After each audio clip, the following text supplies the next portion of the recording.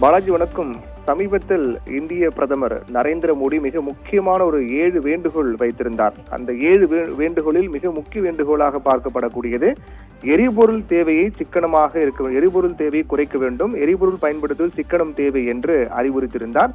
இது மேற்காசிய போர், அந்த போரினால் ஏற்பட்ட நெருக்கடி, அதனுடைய தாக்கம் தற்போது இந்தியாவில் எதிரொலிக்க தொடங்கியிருக்கக்கூடிய காரணத்தால் அவர் வைத்த 7 கோரிக்கைகளில் மிக முக்கியமான கோரிக்கை என்பது தேவையற்ற பயணங்களை தவிர்க்க வேண்டும், பொது போக்குவரத்தை பயன்படுத்த வேண்டும், வெளிநாட்டு பயணங்களை முடிந்த வரையில் தவிர்க்க வேண்டும் உள்ளிட்ட பல முக்கிய விடயங்கள் அடக்கிய ஒரு வேண்டுகோளாக ஒட்டுமொத்தத்தில் எரிபொருள் தேவை என்பது அதற்கேற்ற வகையில் சரியாக பயன்படுத்த வேண்டும், சிக்கனமாக பயன்படுத்த வேண்டும் என்று தெரிவித்திருந்தார். அதை தெரிவித்ததோடு மட்டுமல்லாமல் பிரதமர் நரேந்திர மோடி உட்பட பல்வேறு மாநில முதலமைச்சர்களும் அதை பின்பற்ற தொடங்கியிருக்கிறார்கள். ஏனென்றால் மிக முக்கியமாக நாம் பார்க்கின்றோம், பிரதமர் நரேந்திர மோடி ஏற்கனவே இந்த அறிவிப்பு வெளியிட்ட உடனடியாக அவருடைய பாதுகாப்புக்கான வாகனங்களை அவர் குறைத்திருக்கிறார். அவருக்கு வழங்கக்கூடிய அந்த பாதுகாப்புக்கான வாகன எண்ணிக்கை என்பது பாதியாக குறைக்கப்பட்டிருக்கிறது. டெல்லியில் பிரதமர் நரேந்திர மோடியுடைய கான்வாயில் 2 கார்கள் மட்டுமே சென்றிருக்கிறது. அவருடைய அமைச்சரவை கூட்டத்துக்கு பங்கேற்க செல்லும் போது 2 கார்கள் மட்டுமே சென்றிருக்கிறது. அதே போன்று பிரதமர் மோடியை தொடர்ந்து மத்திய உள்துறை அமைச்சர் மற்றும் அதே பாதுகாப்புத்துறை அமைச்சர் உள்ளிட்ட மிக முக்கியமான அமைச்சர்களும் தங்களுக்கு வழங்கப்பட்டிருக்கூடிய அந்த பாதுகாப்பு வாகனங்கள் எண்ணிக்கை பாதியாக குறைத்திருக்கிறார்கள். இது மத்திய அமைச்சர்கள் மட்டுமல்லாது பாஜக ஆளக்கூடிய மாநில முதலமைச்சர்களும் அதை பின்பற்ற தொடங்கியிருக்கிறார்கள்.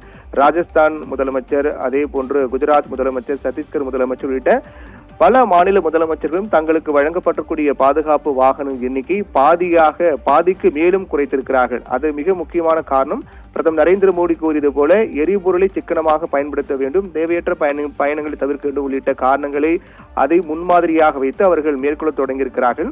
அதிலும் ஒருபடி மேலாக நடந்து சென்றக்கூடிய நிகழ்வுகள் எல்லாமே நடைபெற்றிருக்கிறது. பீகாருடைய முதலமைச்சர் அவருடைய அலுவலகத்திலிருந்து அவர் தலைமைச் செயலகம் செல்லும் போது நடந்து சென்றிருக்கிறார். அவருடன் பாதுகாப்பு அதிகாரிகள் எல்லாம் உடன் சென்றிருக்கிறார்கள். அது மிகுந்த கவனத்தை ஈர்த்த ஒன்றாக மாறி இருக்கின்றது. அவருடைய முதலமைச்சர், பீகார் முதலமைச்சர் அலுவலகத்திலிருந்து தலைமைச் செயலகம் செல்லக்கூடிய அந்த இடைப்பட்ட அந்த தூரம் என்பது கிட்டத்தட்ட 1 கிலோமீட்டர் தூரம் இருக்கின்றது.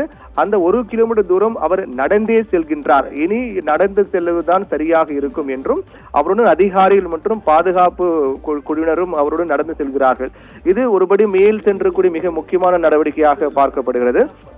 அதன் தொடர்ச்சியாக பல்வேறு மாநிலத்தில் இருக்கக்கூடிய முதலமைச்சர்கள், பிரதமர் நரேந்திர மோடி, மத்திய உள்துறை அமைச்சர், பாதுகாப்புத்துறை அமைச்சர் என அனைவரும் அவங்களுக்கு வழங்கப்பட்டிருக்கூடிய இந்த பாதுகாப்பு வாகனங்கள் எண்ணிக்கையை கணிசமாக குறைத்து வருகின்ற நிலையில் தமிழகத்தில் முதல் நபராக தமிழக கவர்னர் அர்லேக்கர் அந்த நடவடிக்கை மேற்கொண்டிருக்கிறார். அவருக்கு வழங்கப்பட்டிருக்கக்கூடிய அந்த கான்வாய் பாதுகாப்பு வாகனங்கள் எண்ணிக்கை அவர் பாதியாக குறைத்திருக்கிறார். அவருடைய உத்தரவின் பெயரிலே இந்த நடவடிக்கை மேற்கொள்ளப்பட்டிருக்கிறது. தொடர்ந்து பல்வேறு மாநில முதலமைச்சர்கள், பிரதமர் உள்பட அனைவரும் தங்களுக்கு வழங்கப்பட்டிருக்கூடிய பாதுகாப்பு வாகன எண்ணிக்கை பாதியாக குறைத்து வரும் நிலையில் அதை அடிப்படையாக கொண்டு தனக்கு வழங்கப்பட்டிருக்கூடிய இந்த பாதுகாப்பு வாகன எண்ணிக்கை என்பது பாதியாக குறைக்கப்பட வேண்டும், முழு பாதுகாப்பு வாகனம் தனக்கு தேவையில்லை என்று தமிழக பொறுப்பு கவர்னர் அர்லேக்கர் தெரிவித்திருக்கிறார்.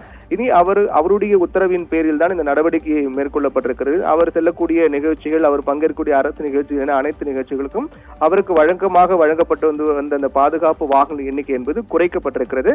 இது ஒரு முன்மாதிரியான நிகழ்வாக பார்க்கப்படுகிறது.